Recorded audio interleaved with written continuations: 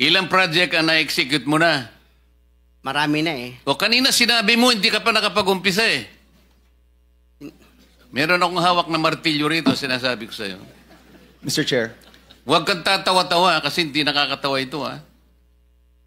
Mr. Chairman. Dito lang nagsisinungaling ka na eh. Yung present ni Senator Gatchalian na puro pula. Puro pula. Puro logi. Can you comment on that? Nagtataka ko, Mr. Chair, kung saan magaling yung information kasi ang QMB, nag-upisa tayo sa 1992 as a dealer of hardware and construction materials. Tapos, noong 2003, nag-venture tayo sa construction To make it short, pinakita. Totoo ba yung sinabi ni Senator Gatchalian? Hindi, totoo yan. So, hindi totoo? Galing ho to sa SEC. Is easy yan, on record. Hindi, kasi yung totoo lang, sorry, to make it short, yung QMB list quadruple A at tayo eh. So anong corporation po ang gamit nyo? Kasi ito po, hindi naman namin to inimbento, kinuha namin sa Baka SEC. siguro yung ano yan. Kasi sa GIS nyo ito eh.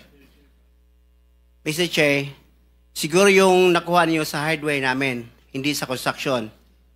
Kasi yung hardware namin, Mr. Che, pareho yung pangalan. QM Builders yung isa, construction supply, at sa yung isa, QM Builders construction talaga. I-submit nyo na lang ho sa amin yung dalawang corporation ninyo. Yung sinasabi nyong construction company at ito yung, ewan ko kung ano ito, yung itong hardware ho ninyo. Submit nyo ho sa amin lahat ng dokumento ho ninyo. Yes, Mr. Chair. Chairman, may just add, FS po, financial statements, audited financial statements submitted to the BIR every year. Yan po, Mr. Chairman. Mr. Chair, dalang-dala ko ngayon. Mr. Quirante, please submit the financial statement of whichever. Ibig mo sabihin, dalawang QM Builders Inc. ang ginamit mo, dalawang pangalan, dalawang kumpanya, ganun ba yun? Ang nakalagay first, yung QM Builders na nag-umpisa kami sa 1992, isang hardware yon. Tapos ng 2003, nag-venture kami ng another business, yung construction, QM Builders, construction na yon. Bali, isang pangalan, dalawang klase ng business. Kaya nung 2024, naging quadruple A tayo. Kaya, sa tingin ko, mali. Kasi yung NFCC namin, 40 billion eh. Ngayon. Kaya ngayong kuha naming project is only, wala nga 10% sa project namin nakuha per year. Pasabit na lang sa amin, Mr. Quirante, nung mga dokumento. Yes, Mr. Chair. Thank you, Senator Sherwin. That is why, with your presence today, I hope yung mga umiiwas ngayon na mga contractors na hindi pupunta dito will be inspired, will be motivated by your presence na nasagot mo na yun pala sa isang kumpanya mo. So, sana magsisipot sila. Yung mga absent ngayon, next hearing. Di ba? Hindi kita dinidemonize dito, ha? I am actually giving you the chance to present your side. Kaya dapat ganun din ang tingin ng ibang mga contractors na pinapatawag natin. Yun lang, Mr. Chair. Thank you, Senator Gatchalian. Thank you, Senator Bato. And Mr. Quirante, kayo po ang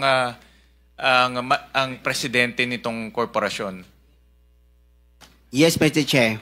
And kayo rin po ang naglagay ng kapital. Yes, Mr. Chair. Nakita ko sa inyong articles of incorporation, puro mga, mga anak nyo, kamag-anak, puro Quirante. Anak yon. Mga anak nyo po. Kasi baka yung, i-clarify ko yan, baka yung nakita mo dyan, yan, wala pang income yan kasi hindi pa transfer ng hindi pa incorporated yung QM, Mr. Chair. Ngayon, ang process pa yon kaya walang kita eh. Hindi pa, mali pala kanina eh. Sorry. Pero mali pala kanina yung nakita ko. Ulitin natin. Anong pangalan nung inyong construction company na ginagamit sa DPWH? QM Builders. QM Builders Incorporated. QM Builders yun lang, Mr. Chair. Sole proprietor yun? Yes. Sole proprietor, sole Chair. proprietor yung inyong corporation. Inyong ginagamit sa DPWH. Yes, Mr. Chair. Kasi kami lang nag-umpisa yung mag-asawa. Tapos yung anong pangalan ng hardware ninyo? QM Builders pa rin. QM Builders Incorporated na. Hindi pa. Hindi Ito pa yung rin. construction is, Mrs. Chair, yung gusto namin gawing incorporated para yung halimbawa yung experience bilang contractor, ma-inherit sa halimbawa yung surviving years. Halimbawa kung halimbawa may mangyari sa akin, yung experience ma-inherit sa amin. So itong QM Builders Incorporated, sa inyo ito, Hindi di ba? pa, yes, Mr. Chair, sa atin, hindi pa activated yan. Kaya walang kita. So hindi nyo pa ginagamit to sa pag-bidding? Hindi pa. Okay, sige po. Mr. Chair. Babalik po ako kay Secretary. Secretary, I'll just go back to yung slide kanina, yung mga may capitalization. Because sa PCAB, Mr. Secretary, if your project cost is 450 million and above, you should have a minimum net worth of about 1 billion pesos. 1 billion pesos. So ito po, binabangga ko lang dito sa slide. Kung meron kayong, kagaya ho ni itong Centerways at Wawo Builders, 5 billion and 4 billion, but ang kanilang capitalization is only 90 million pesos, 45 million pesos and 50 million pesos. But in the PCAB, kailangan at least 1 billion pesos yung kanilang net worth. So paano ho, ang tanong ko, paano ho nakakapasok yung mga ganitong, based on the PCAB, hindi po galing sa akin ho to, based on the PCAB, undercapitalized yung company based on the project na nakukuha nila? Can we just check a little bit, Your Honor? See, I will just getting the data for Wawaw. I mean, yung Wawaw. Yeah, ganito na lang, Mr. Secretary, not to so that not to belabor. Submit to us who are the entities who approved or awarded those contracts. Exactly saan? Is it at the district level? Is it at the regional level? Yes, Your Because Honor. in my opinion, based on tingnan ho, pag ang kontrata, allowable ranges of contract cost 450 million. Next. Net worth. Dapat ang kanyang yung capitalization niya, 1 billion and above. So in other words, kung gagawa ka ng proyekto na 450 million ang cost, dapat ang inyong capitalization is 1 billion and above. Ang next will be 180 million as AAA. Pero meron tayong mga contractors kanina na ang capitalization 90 million, 50 million. So undercapitalized siya. So nag-award, ang punto ko ho, nag-award ho ang DPWH ng kontrata sa mga corporations na undercapitalization based on the PCAB. We will submit all this, Your Honor. Submit to us the exact names. Yes, Your Honor. Because this is the Committee on Blue Ribbon Accountability, so we need to know sino exactly yung mga taong nag-award because we want to see accountability. Yes, Your Honor. Yun ang gusto ho namin malaman. Dahil nga, kung undercapitalized siya, obviously, yung project, papalpak ho talaga. Titipid siya. Yun yung napakita kanina na maampaw na project. Walang bakal, buhangin linalagay.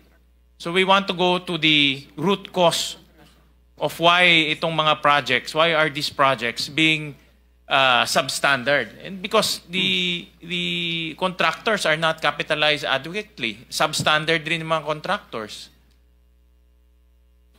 We'll submit all this information and data, Your Honor, and I think we'll have also to submit actually the process of pre-qualification, Your Honor. Correct. We read the process of pre-qualification, but may nakakalusot ng mga ganito. Capitalization, 45 million, but you're undertaking 5.1 billion pesos in projects.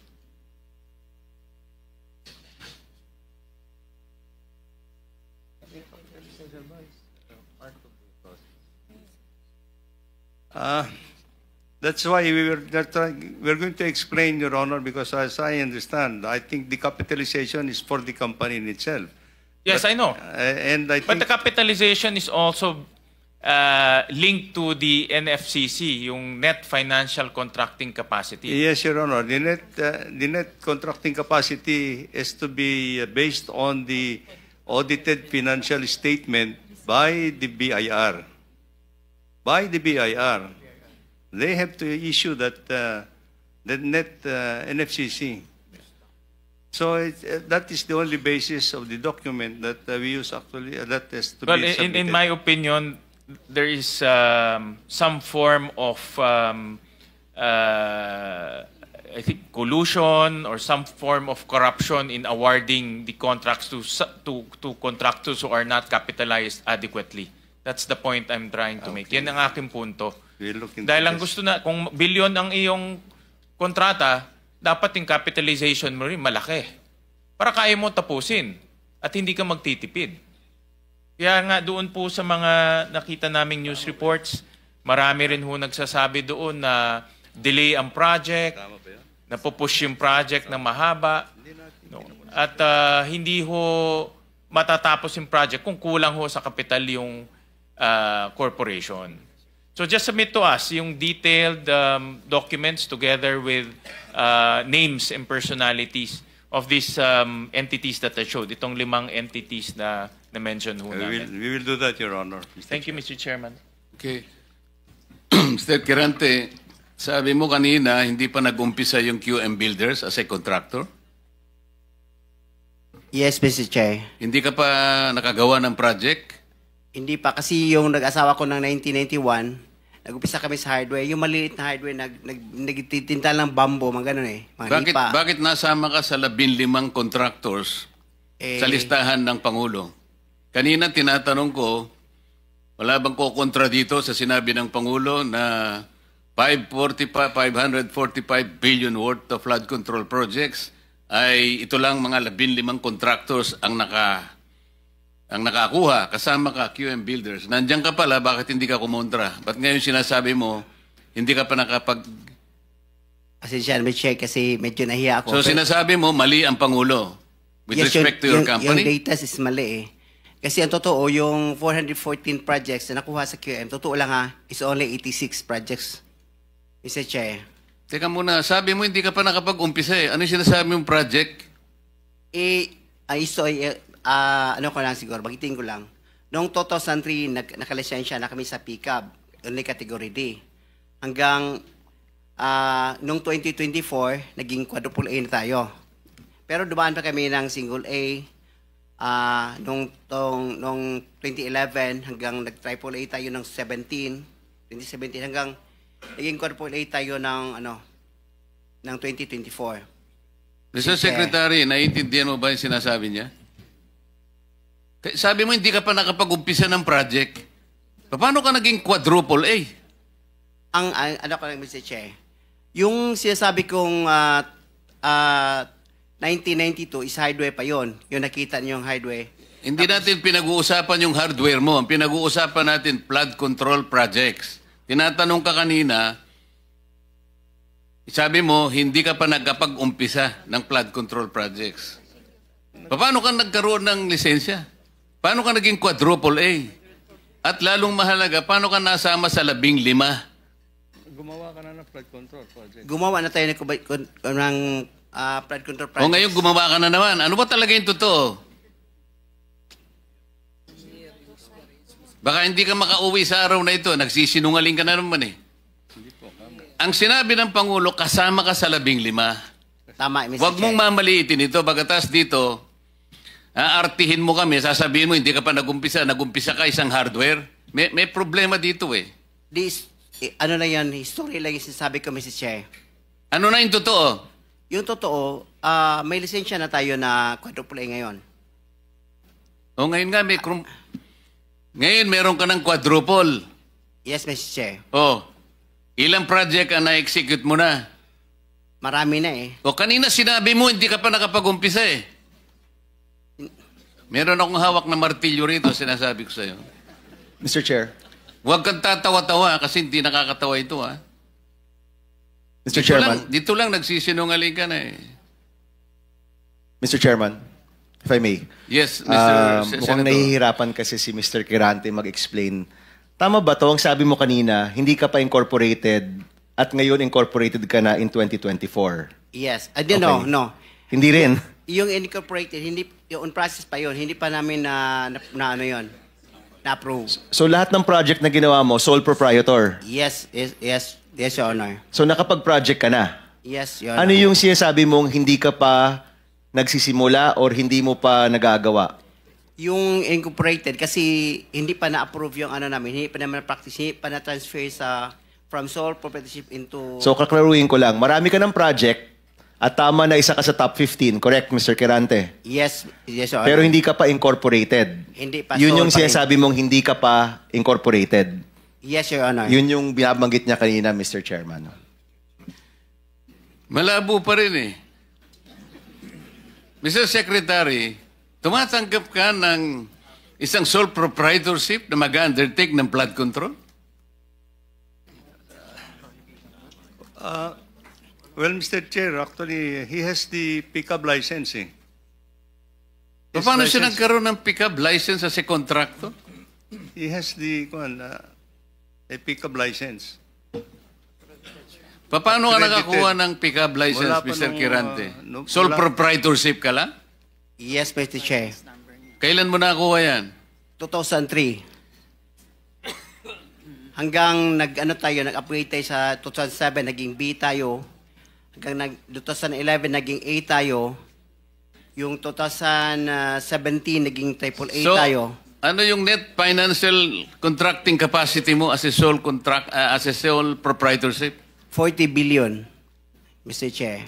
40 billion? Yes, Mr. Chair. Yung financial statement mo, padala mo sa amin.